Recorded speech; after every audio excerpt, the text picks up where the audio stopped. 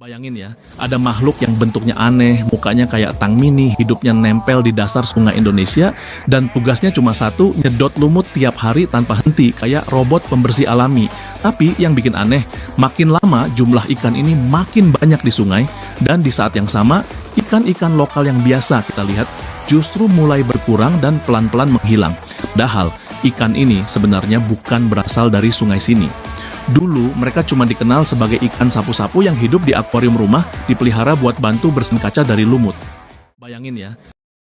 Karena sering dianggap cuma ikan pembersih biasa, banyak orang yang akhirnya melepasnya ke sungai, tanpa sadar kalau tindakan itu bisa mengubah keseimbangan ekosistem. Di awal kemunculannya, ikan ini memang terlihat membantu, karena mereka aktif memakan alga dan lumut yang menutupi batu-batu di dasar sungai. Akibatnya, beberapa bagian sungai yang tadinya penuh lumut mulai terlihat lebih bersih dan sekilas tampak seperti kondisi lingkungan yang membaik.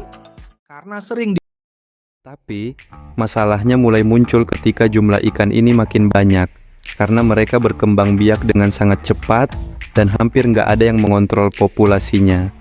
Bahkan, di beberapa daerah, jumlah ikan sapu-sapu ini bisa sampai bertonton dan sering banget memenuhi jaring nelayan, sampai bikin mereka kaget. Yang lebih parah lagi, ikan sapu-sapu ini bikin ikan lokal kalah saing.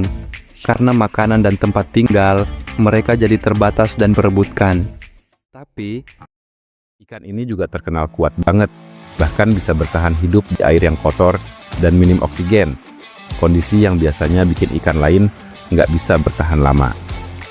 Makanya nggak heran, dikasih tempat dikit aja, ikan ini langsung berkembang dan seolah-olah buka cabang kemana-mana tanpa permisi. Jadi sekarang pertanyaannya, ikan sapu-sapu ini sebenarnya pahlawan karena membantu membersihkan sungai, atau justru penjajah ekosistem yang membawa masalah baru? Mungkin masalahnya bukan di ikannya, tapi di cara kita memperlakukan lingkungan. Ikan ini